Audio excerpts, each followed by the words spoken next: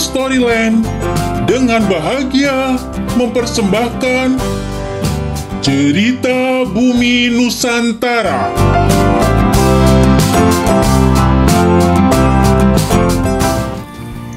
Assalamualaikum warahmatullahi wabarakatuh. Apa kabar ayah bunda, bapak ibu guru yang mulia, kakak-kakak, teman-teman, adik-adik semua? Semoga senantiasa dilimpahi kesehatan, kebahagiaan, dan semangat untuk belajar. Nah, kali ini Bunki Storyland akan membawakan satu cerita dari Bumi Nusantara. Tepatnya dari Kabupaten Tulungagung, Jawa Timur, yaitu kisah tentang Legenda Desa Bangoan. Cerita ini ditulis oleh Bunda Cut Zakia Ansari. Legenda ini sudah pernah diterbitkan oleh SIP Publishing pada bulan Oktober 2023 dengan judul buku Kumpulan Cerita Rakyat Seri 4. Nah, nada-nada semua, kakak-kakak semua, teman-teman semua, sudah siap untuk mendengar ceritanya? Mari kita simak ceritanya dan kita petik hikmahnya. Legenda Desa Bangoan. Sekarang saatnya kalian meninggalkan padepokan ini. Kalian harus menerapkan ilmu kalian untuk semesta alam, kata sang guru kepada kedua muridnya. Kami akan menjalankan titah guru, kata mereka. Lalu Canggah dan Arumsari membungkukkan badan memberi penghormatan terakhir kepada sang guru. Mereka meninggalkan padepokan yang berada di hulu Sungai Berantas. Mereka menuruni gunung, tempat padepokan mereka, dan menyusuri sungai. Sepanjang jalur sungai, kanan kiri masih berupa hutan lebat. Hanya ada kampung-kampung kecil yang jaraknya saling berjauhan. Mereka selalu singgah di tiap perkampungan kecil yang dilewati. Meski hanya sepurnama, Canggah dan Arumsari dengan senang hati mengajarkan ilmu tata krama dan syukur kepada warga. Ketika keduanya melanjutkan perjalanan, sekitar 50 warga memutuskan ikut mereka dan rela meninggalkan kampungnya. Sampailah mereka di suatu tempat yang terdapat banyak bangau.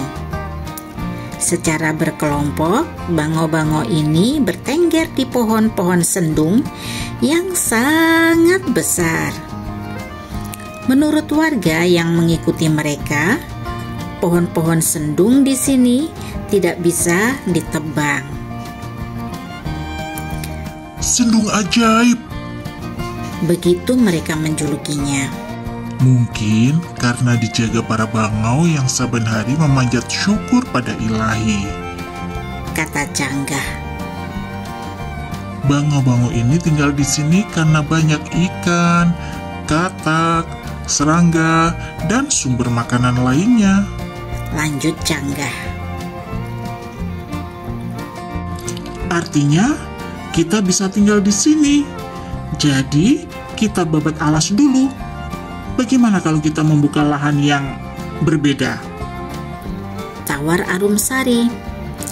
Aku setuju. Sebaiknya kita tetap di sini, di selatan sungai. Tinggal kita bagi, siapa yang menempati hutan barat, siapa yang timur, kata Canggah. Bagaimana caranya? Tanya Arum dan mengernyitkan keningnya. Bagaimana kalau kita robohkan pohon sendung? Siapa yang bisa akan menempati area barat, yang kalah bagian timur, usul Canggah. Arumsari setuju. Sebelum melakukannya, Cangga dan saudara seperguruannya, Arumsari, mengukur lingkar pohon. Setelah menentukan 2 pohon yang besarnya sama, mereka menyampaikan maksudnya ke para bangau. Bangau-bangau itu mengerti. Mereka meninggalkan pohon yang ditentukan dan bergabung dengan teman-teman bangau di pohon sendung lainnya. Cangga dan Arumsari berdiri dengan sikap siaga di depan pohon sendung masing-masing. Mereka menyerap energi dari sekeliling, menghimpun dalam tubuhnya, lalu menyalurkannya ke kedua tangannya. Diiringi suara lantang, Cangga dan Arum mengeluarkan energi tidak terlihat yang langsung menghantam pohon masing-masing. Pohon sendung yang kokoh sontak retak dihantam jurus karate Cangga. Tidak berapa lama pohon itu tumbang. Berbeda dengan Arum, energi yang dikeluarkan hanya bisa meretakkan pohon, tetapi tidak bisa merobohkannya. Dengan sportif, Arumsari dan sebagian warga menempati wilayah timur. Setelah pembagian, Cangga dan Arum dengan masing-masing pengikutnya mulai babat alas.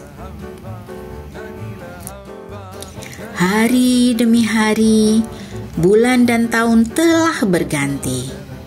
Wilayah barat yang dipimpin Cangga makin berkembang. Pusat pemerintahan dikenal dengan nama kerajaan.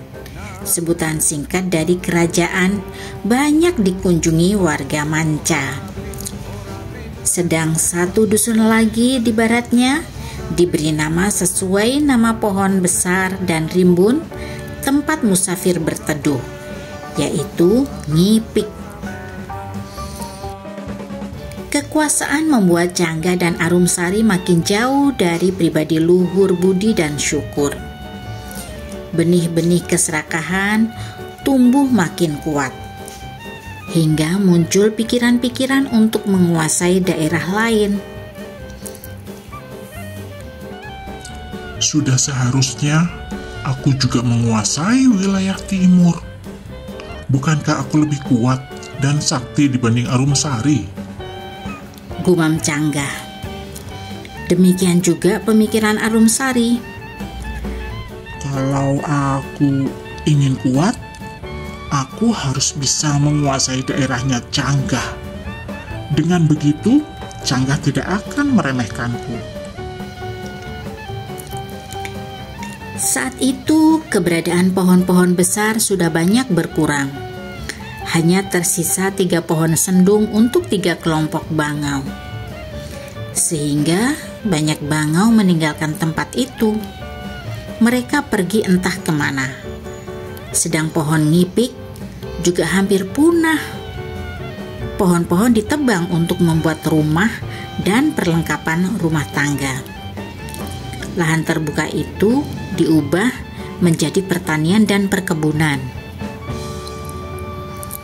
Karena itu, Cangga dan Arumsari akan beradu sakti.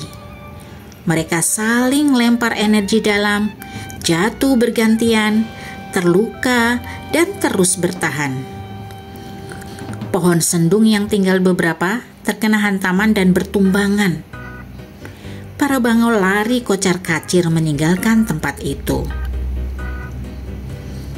Untuk kedua kalinya Arumsari kalah.